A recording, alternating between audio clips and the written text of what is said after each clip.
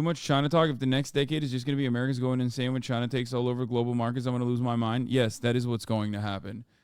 But the one advantage will be that there is no top-of-the-hour ad break in China because every Chinese person is using a VPN to watch Twitch. At the top of the hour, there's a 3-minute ad break, unless you're in Beijing, in which case you will not see the ad. Of course, if you live in America, you will see it. Okay? Now we're going to talk about the future of Saudi Arabia, Crown Prince 2023, Mohammed bin Salman, who actually gave the only English-speaking interview to fucking Fox News.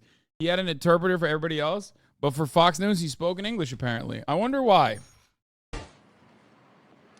Good evening. I'm Brett Baer. We are coming to you live from Sindala Island, a very windy Sindala Island in Saudi Arabia on the Red Sea. He's back doing the red carpet shit, dude. He's doing his whole like charm offensive again. It's been a long enough time since they murked fucking Jamal Khashoggi. So now he's back. He's back to fucking hitting the media. And of course, by the way, predictably, as always, they are fucking taking it. They're hook, line, and sinker, okay? They are literally giving him the greatest press tour of all time. So this is part of the reason why I always laugh at dumb motherfuckers who are like, dude,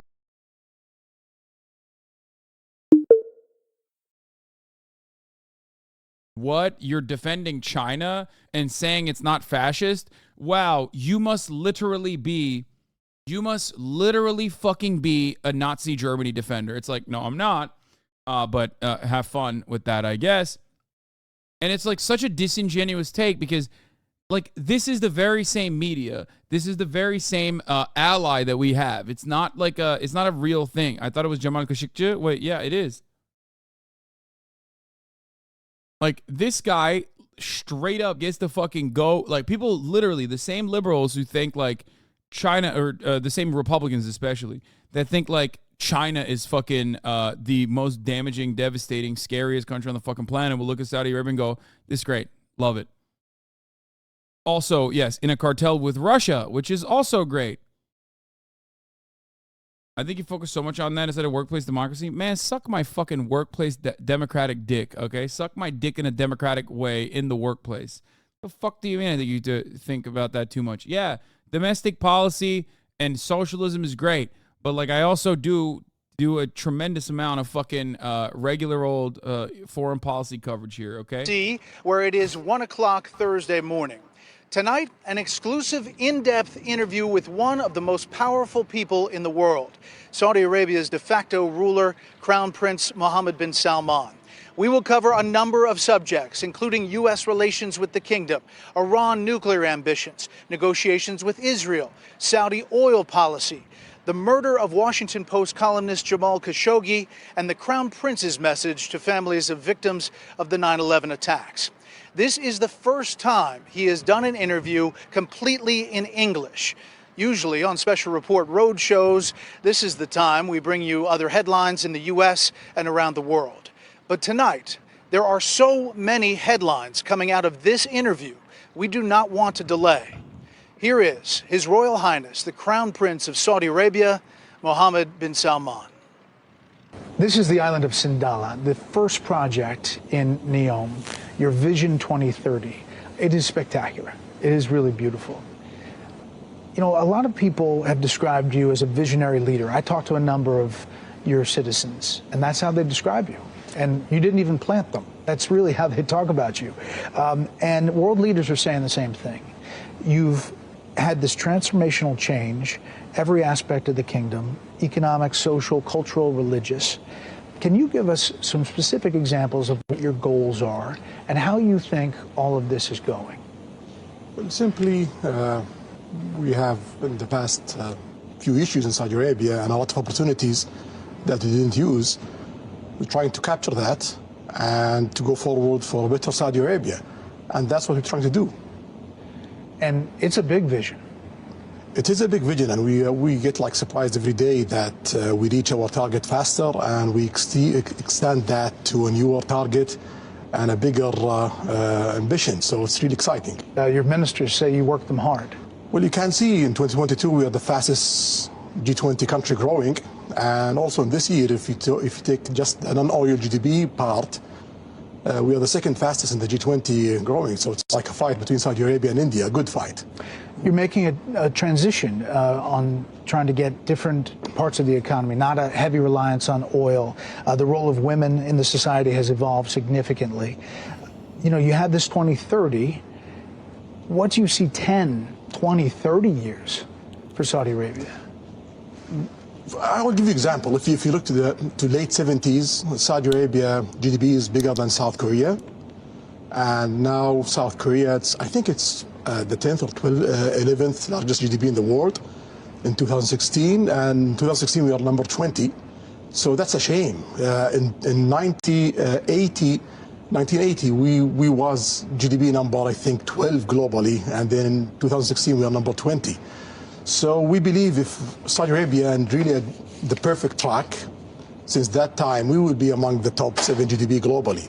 I'm trying to get Saudi Arabia back on the right track. You're a data guy. We can see today. Today we are the largest, number 17 ranked as the largest GDP in the world, but in G20 we are almost ranked number 15 from 20 in just a few years. The G20, you just mentioned it. You really have become a big player on the world stage, and that G20 rail and ports deal connecting Europe, the Gulf nations, and India, why is that such a big deal? Logistics is important. If you want to manufacture in your country, if you want to move goods, it's important to have a good logistic plan. You work it with many countries, many regions, to be sure that goods pass in the right time. Dude, it's like, it's kind of wild. It's kind of wild how great this is, where like American racism takes or even Islamophobia takes a backseat to like America's foreign policy interests. Like, it's kind of cool seeing it in action. You know what I mean? Because like, this is a fucking dude who literally like looks the part of someone that Americans would be like absolutely terrified of. Okay? And he also plays the role of someone who you should be definitely scared of, right? I mean, this dude's got fucking bodies, like directly bodies. This dude has his own family captive, okay? And it's really interesting to see, like, people just have him on and be like, this is a head of state, and not like a vicious theocratic monarchy that is currently or was actively engaging in genocide in Yemen. Very interesting thing to see. For example, that project will cut the time of goods from India to Europe by 3 to 6 days. Cut time, save money, and it's more safer, more efficient. So why not? And it's not about only moving goods and railways and port. It's also about linking grids, energy grids, data, cables, and other stuff will benefit Europe, Middle East, and also India. And most of these energy, all of these energy going to be a green energy that's going to be produced in the Middle East and being exported to Europe and India. So it's a big deal for us and for Europe and for India. Also mentioned in this deal is Israel. What would it take for you to agree to normalize relations with Israel? Well, there is approach from President Biden administration to get to that point. For us, the Palestinian issue is very important. We need to solve that part, and we have good negotiations continue till now. We gotta see where it will go. We hope that it will reach a place that it will ease the life for the Palestinians and get Israel back, as a player in Middle East. There were reports that you had suspended talks. No, that's not true. Not true. So you think, if you were to characterize it, are you close? Every day we get closer. It seems it's for the first time a real one, serious. We gotta see how it goes. Can you make a deal with Israeli Prime Minister Benjamin Netanyahu? Is that somebody you can deal with? Well, in Saudi Arabia policy, we don't interfere of who's running each country, who's there. We work with him. Now we don't have a relation with Israel, but if Biden administration succeeded to make, I believe, the biggest historical deal since the end of the Cold War. Then, like, okay, one other aspect of this that's also interesting. Like, yeah, sure, Brandon is currently the president, but he's played such a significant role in the OPEC Plus cartel, refusing to increase the supply, even though the American government under the Trump administration was very kind and didn't absolutely fucking eviscerate their bottom line, and kept at least purchasing a steady flow of oil, even if they didn't necessarily need it. It's like so,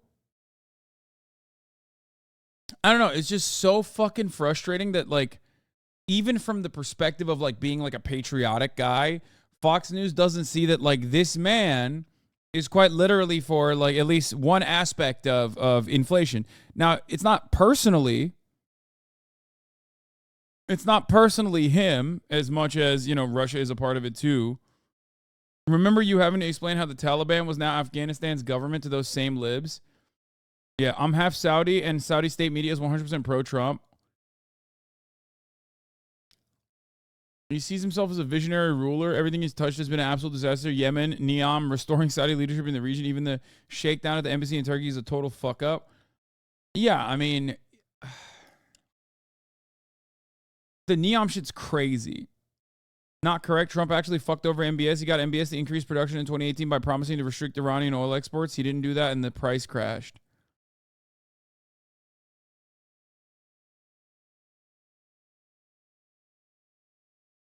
No, wait. I thought we were kind to OPEC during COVID though. Trump even personally tried to, and this is real, purchase an absolute shit ton of oil, and during COVID to boost our reserves, which actually would have been a good job, and Congress shut him out, which doesn't really matter because Trump still acts like he went and he bought the oil in every interview. 2018 is pre-COVID. I know. I'm saying that, like,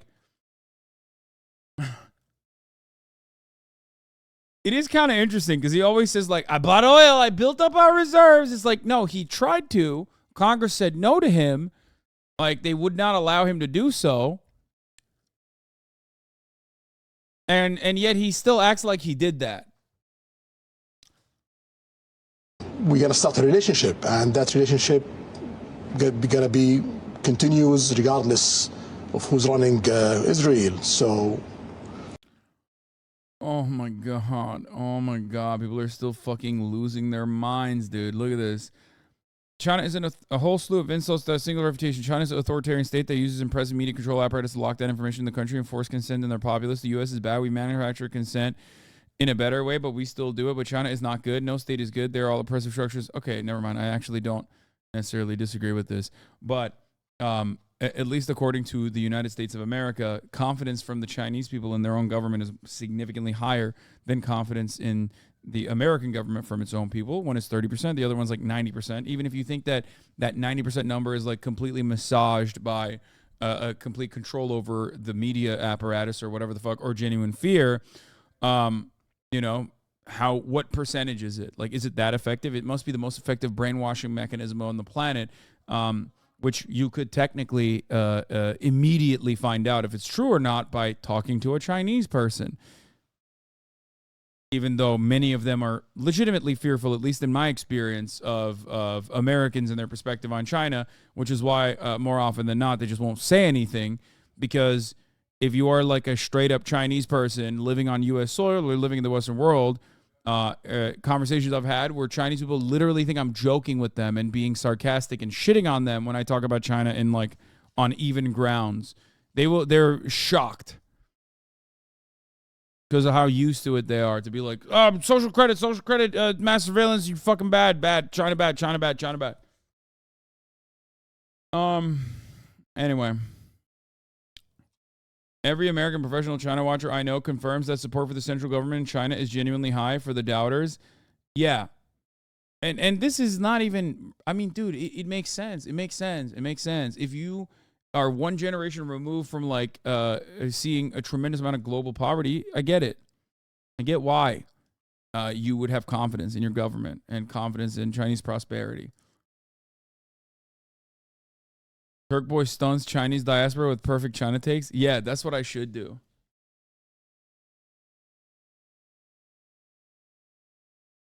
I mean, he's 73, you're 38.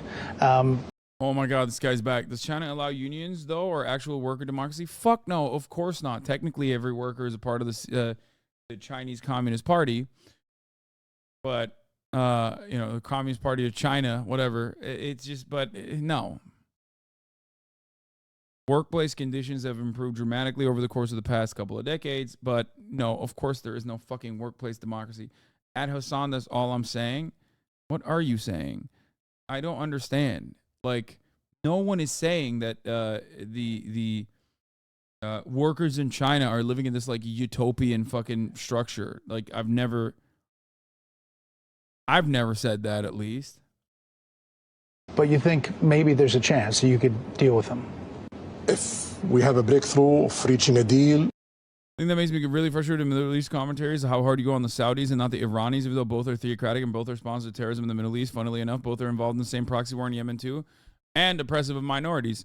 That's a great question. The real reason why is because one is doing it with the go-ahead of the United States of America and getting like actual structural support from the United States of America. The other one is being owned by the United States of America, in spite of the fact that, much like China in World War II, for example, they were technically aligned with the United States of America on its war on terror. That's the reason why I think like one is not the same as the other. I am always going to be way, way, way more aggressive towards our allies. Okay? I'm always going to be way more aggressive towards America's allies who get to do whatever the fuck they want. China has workers' unions.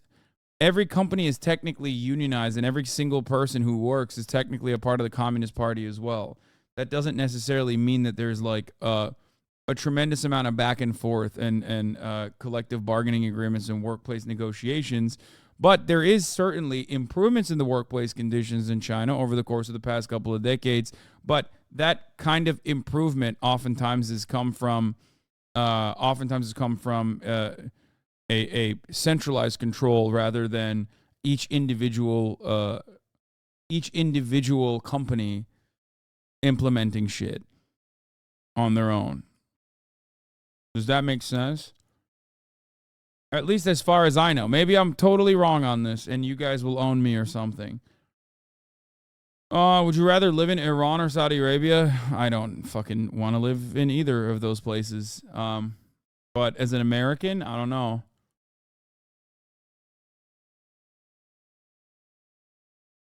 By definition, that is not socialism without workplace democracy. That means the production being in the hands of the workers. No, you thought us this? Oh my God. Oh my God. I know, dude. I know.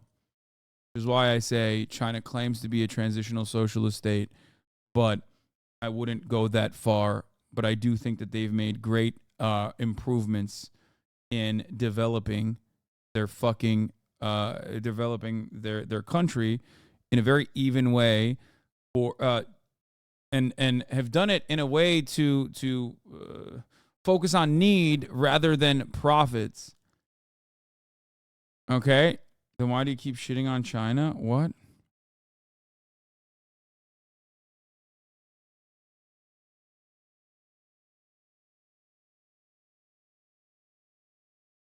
When people say companies like Shine use child labor, that's an exaggeration or a lie. China workforce will see more value for their labor at a higher rate than the American workforce in the next 50 years.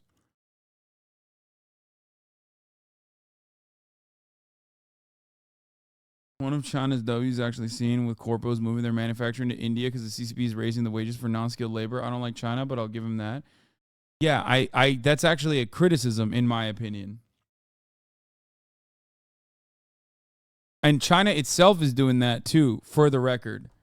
China itself is working on building secondary labor markets so that their manufacturing stays relatively cheap, and they're doing it in other fucking countries. They're relying on low wage labor in other countries because their material conditions have improved too much. Yeah, they're literally outsourcing, which is crazy. One country, two systems. 27-month subscriber. No fucking way, dude. What is this? What is happening?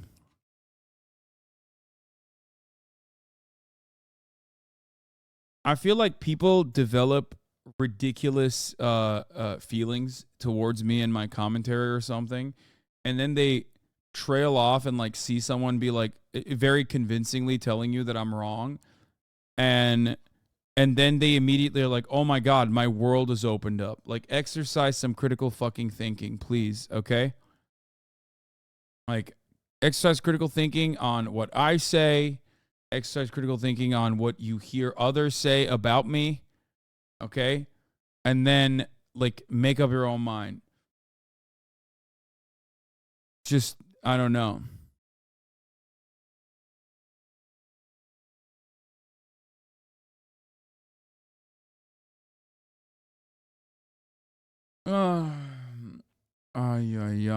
It was overall, I think that was a very productive conversation. There's 0% chance that like the hangups that people have off of that are coming in a genuine way. Okay? Like, it would be shocking. You have to be getting massaged a narrative or something. Like a totally biased perspective on it, I suspect. Too much China talk. If the next decade is just going to be Americans going insane when China takes all over global markets, I'm going to lose my mind. Yes, that is what's going to happen. But the one advantage will be that there is no top of the hour ad break in China because every Chinese person is using a VPN to watch Twitch. At the top of the hour, there's a 3-minute ad break unless you're in Beijing, in which case you'll not see the ad. Of course, if you live in America, you will see it. Apparently, when it comes to discussing any state where people have already decided certain states are good and bad, if you don't agree, then you're bad because critical thinking is impossible and having valid criticisms or even outlining the pros of a certain state is not allowed. Don't forget when you correctly point out that these people are fed a narrative and they get mad and say you're brainwashed. Yes. Not only do they say I'm brainwashed, but they say like it is always I'm a Nazi. Like, that's the other part of it. It's like, wow, Hasan would defend Hitler. It's like, really? You think I would do that? That doesn't demonstrate how fucking insane you are? Hasan is a tanky. Hasan is a Nazi. Hasan is a social democrat capitalist. Shows me, at the very least, that these people have no consistency and they're just shit-slinging. And the reality is a lot of people also will repeat that kind of narrative that they hear from someone else and just simply chirp in here thinking that they've made a cogent point when they haven't, you know?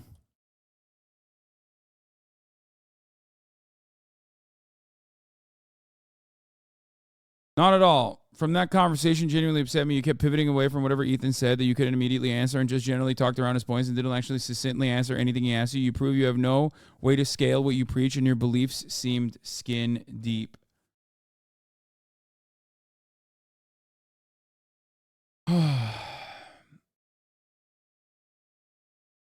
I know for a fact that you would do a better job, Chatter, if you were to describe how to build a socialist society from the ground up.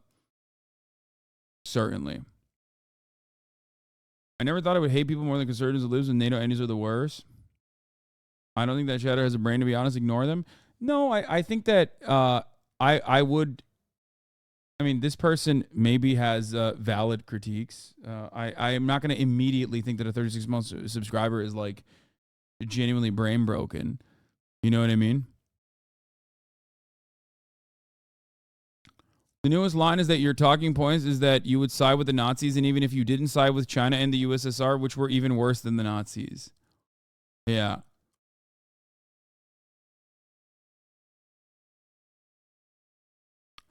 Not trying to attack you, but why didn't you bring up Ocean Spray or Nebula or Maximum Fun? Actually, Ocean Spray is the one that immediately came to mind. But I did bring up Mondragon, which is, again, like things that you didn't hear maybe, or things that you did not consider to be like a more formative, more important point were adequately addressed. Not only were they adequately addressed, but I brought up HasanAbi's fucking podcast, Fear and. So like, we spent a good amount of time talking about cooperative corporations and how they can be structured, which is so odd. Like, I gave Ethan and Chatters, more importantly, concrete examples of real existing cooperative corporations. Not only did I give an example of, like, again, I mentioned Mondragon briefly, but I also personally talked about how I operate and how I've been operating, which is so odd. Like, did you fucking close your ears and go, la, la, la, la, la, I can't hear you? I think your biggest fault is being a bit long-winded / high-level in your attempts to build out context. Listeners with no historical understanding, including Ethan, thought you were moving away from the point rather than connecting the dots. It's incredibly difficult, in my opinion, to describe to someone with no background, because I'm not just talking to Ethan, okay? What? Ethan didn't seem to be understanding. It might not have just been you. Wait, what? Okay, I'm not going to like talk about Ethan's performance in this conversation by yelling at a chatter. I'm not doing that.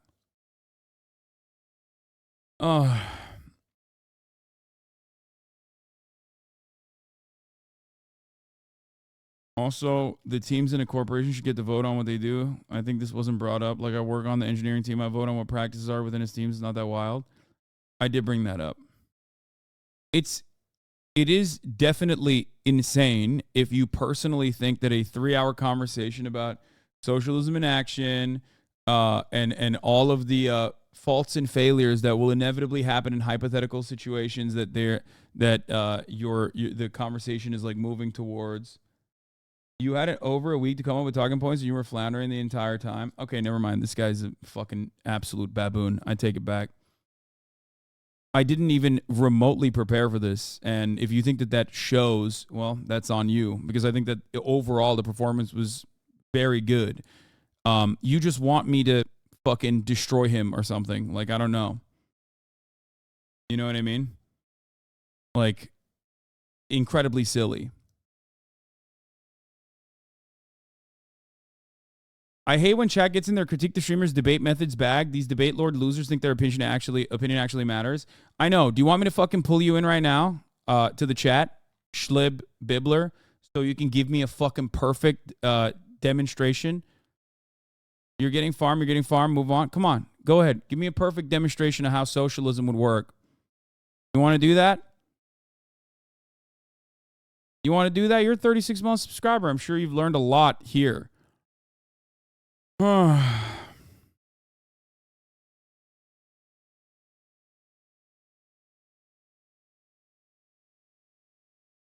feel like you got it. It was a major talking point during the last conversation. I knew it would be important since it was brought up multiple times after a conversation last week. First of all, we never even talked about socialism versus socialism in the workplace or anything like that. And secondly, regardless of my lack of preparation, I think it was very good. So go ahead. I've learned a lot here. I'm currently mobile though. Oh, okay. Damn it, dude. Fuck. Shit. If you were on a desktop though, you would have fucking shown everybody here. I think you would have probably rewritten the fucking Communist Manifesto. Like, better than Marx could, in my opinion. Marx and Engels are fucking lame, brother. I've been reading memes for 36 months, okay? Let me tell you, I got you. Like, you get so upset. Of course I get upset because you're a fucking idiot. Like, this is why I get upset, because you're a fucking dumbass who thinks they know better, okay? I do this fucking professionally, and it's, of course, frustrating when some random dumb fuck is chirping about this. And then now we're debating, like, my debate performance instead of, like, the actual issues, okay? Why does this sudden behavior from long-term subs seem similar to what certain band streamer was talking about when he said that he wanted to Sam Cedar you? I don't even know what the fuck you're talking about, but I really don't even want to know. Okay? Please.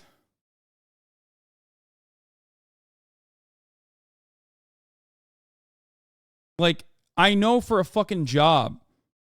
I know for a fucking fact that no matter what happens, okay, no matter what happens in this situation, I pull someone in, they're going to use my talking points to be like, actually, here's how this works. It's stupid. I hate it. I hate having these conversations. Just want to say that besides the usual weirdos brigading, a lot of people in the comments on the subreddit are questioning their beliefs. You did a good job. I know, but it doesn't matter, okay? It doesn't matter because ultimately, no matter what happens, okay? No matter what happens, the narrative it will forever be tarnished by those who want to swing it in whichever direction they want to. I will never in a million years be able to get this across. And at the end of the day, those who have the capacity to listen will understand what I'm saying, and those who just want to fucking shit stir will continue along with that narrative. Okay?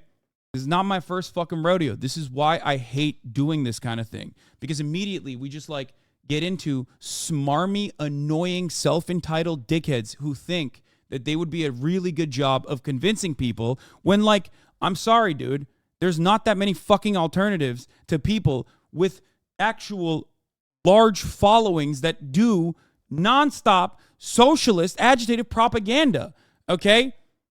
Like, I know it's like, I feel like I'm sucking my own dick here, but like, shut the fuck up. Like, I know what I'm doing, and you don't, okay? But it's not an accident that anytime we even like remotely engage with debate, chat fucking flips on a dime and becomes like unfucking bearable. Okay?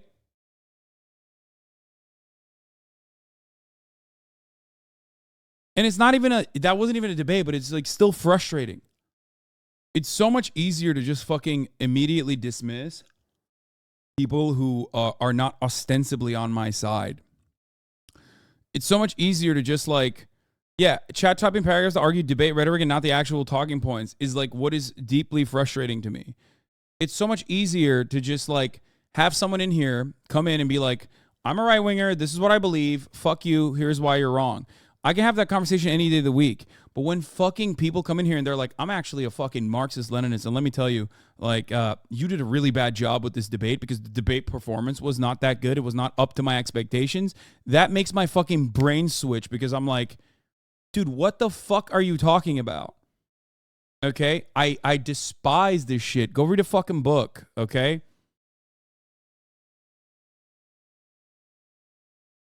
And then these dumbasses are like, I wonder why Hasan doesn't do debates all the time. It's not because like, oh man, I'm worried about my performance or anything. I don't give a fuck. I think I do a pretty decent job overall. I've debated plenty of fucking people. It's just that no matter what happens, any single conversation turns into like proxy wars with other YouTubers that have their own personal motivations and a lot of dumbasses who like don't realize that they're personally fucking repeating those talking points. And it's very stupid. At that point, you didn't learn anything. You're just like engaging in the toxic debate culture with no real reason and no real purpose. Okay? I mean, I don't know. Brahma, ML, you did and continue to do very well. No, it's not Marxist-Leninist anyway. It's people claiming to be that way when they're not. Where'd that dumbass go? Who's like, and then at the end of the day, the other side of this conversation is like, I banned someone, and then like 3 months later, they're like, I'm really sorry about this, by the way. I was drunk, or I'm really sorry. I was in a really, really fucking a bad mood at the time, and I just took it out on you. But it doesn't matter because this shit got clipped out already, and now it's going to be fucking all over. Everyone's going to be like, it's going to be like the Catboy 2.0. Hasan yells at one of his chatters, you know, because he can't handle a little bit of fucking pushback. And it's like, it's not just pushback. It's like someone being smarmy and don't know what the fuck they're talking about. I think, okay, this is what is so fucking frustrating to me, dude. Look, first of all, you said that conversation genuinely upset me, and now you're sucking my cock, okay? Look at this. Oh, I just think you were a bit long-winded and didn't really understand what Ethan was saying. Be a fucking man. Don't be a fucking pussy, okay? Say it with your goddamn chest. This is 7 deviations removed from this, okay? Oh, Hassel, last thing I'll say, because I'm done being in a parking lot, not saying I'd do better. I was just hoping for a more succinct opinion. Like, shut the fuck up. Just be a fucking real human with a goddamn backbone, dude. That's such fucking bullshit. You said this conversation genuinely upset me. You kept pivoting away from whatever Ethan said that you couldn't immediately answer and just generally talked around his points. It's not even true. I have to, and I've told this so many times, if you want to be a fucking progressive debater or a progressive storyteller, you have to build the world, because people cannot fucking see the world beyond the capitalist dogma, the framework that they've literally been born with. You might take it for granted after 36 months of being here, but you can't have a fucking conversation with someone and immediately dive into the labor theory of value, because you're not just having a conversation with that person, you're having a conversation with 30,000 people that are, a lot of them also have liberal points of view. And hey, if you don't want to believe me, look no further than the many people that are in here whose minds have changed throughout the many years, probably including yourself, okay? This is why I always say, I know what the fuck I'm doing. I have to gradually describe every single fucking facet, because automatically you go into fucking democracy in the workplace, and the first thing that people do, because it's capitalist dogma, is, that means the janitor is going to behave like the CEO, right? Like, the janitor is going to come in and fire me. Explaining each individual step, piece by piece, and trying to create a larger narrative is what is an absolute fucking necessity, because there's no other way. It's not a pivot away. It's to give the other person, if you're having a genuine conversation, it's to give the other person the pieces of the puzzle so they can arrive at the conclusions that you've made. Now, the reason why I'm walking you through this, I'm holding your hand and walking you through this step by step, is because that's what I do. This is what I do professionally. So yes, I do get very frustrated when I hear people that immediately pop off and go, you did this wrong, okay? Have a little bit of faith. Have a little bit of faith in what I'm doing. After all, you're in here because you trust and understand what I'm doing. I've probably changed your mind as well. There is no way that you can just go directly into this conversation and start fucking talking about labor theory of value without describing, for example, the inherent class antagonism that exists under capitalism. Okay? Fine, man. When Ethan asks questions and you pivot away, I'll put the timestamps in the YouTube comments and put them in here later. You have changed my mind. Stop being a fucking butthurt. I'm literally just giving you criticism. Go ahead. Send the fucking timestamps and I'll explain away that as well. There was not a single fucking aspect of that conversation where I was like pivoting away. If you thought I was pivoting away, that's your own personal hang up. But again, like, you didn't even do any of the substance here. You're specifically talking about optics. This is liberal pervertry. Okay? It's so fucking annoying. Optics, optics, optics, optics, debate optics, debate optics. It's fucking stupid. Debate Lord liberalism and all of it this entire time has been that? Yes. That's why it's very frustrating. As much as I loved your OG theory streams, I get you can't go over State and Revolution with a number of watchers. You still do a great job drip feeding Chad leftist takes. It's up to them to go watch like Hakeem or and them to get deeper into shit.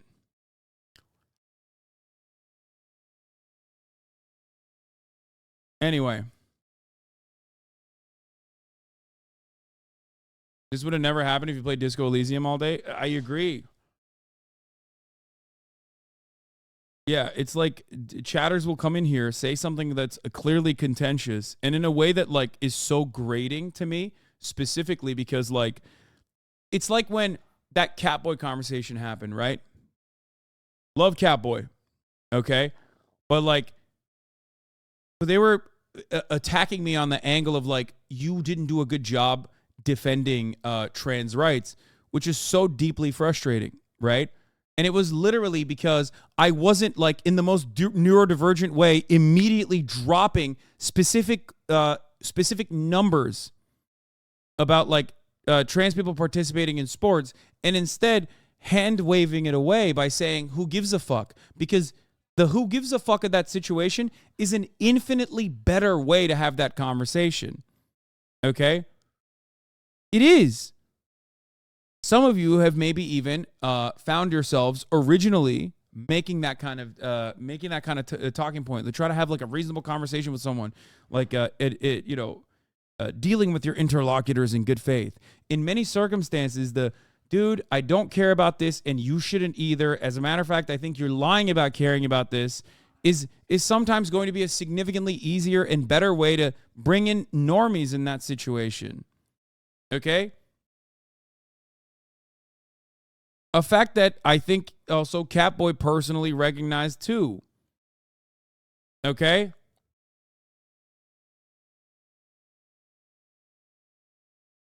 How come Chad doesn't know that you're not supposed to start the conversation with your conclusions? You have to build up with supporting evidence. There is so many people saying you should do that. You should just like give your conclusion immediately and drive home the conversation. Republicans, conservatives, or those who are tackling an issue from the right-wing perspective can always utilize the pre-existing oppressive constructs to their advantage by saying, this is common sense. What the fuck are you saying? And own you by pointing to how objective they are looking at a situation. If you talk about, for example, American foreign policy, it's infinitely easier to declare an American foreign adversary to be the most vicious, villainous society we've ever seen. Worse than the Nazis even. Okay? That, in and of itself, is an easy argument to make because you don't even need to make an argument. Everyone else has made the argument before you. You need to just take that for granted. Okay? And just reinforce the narrative, the prevailing narrative. Whereas, if you are trying to fucking cut through that and communicate your perspective, you need to first dismiss their talking point, okay? Then you need to explain how certain things are. And sometimes in order to explain what the alternative is, you also have to engage with a little bit more extra work. You have to give background. You have to give historical context. Because that historical context is not there for the average person. I know this as a communicator, okay? I know this as someone who does this professionally. That's why I do what I do in the way that I do it. I might not be the best debater in general, okay? But this is how it works.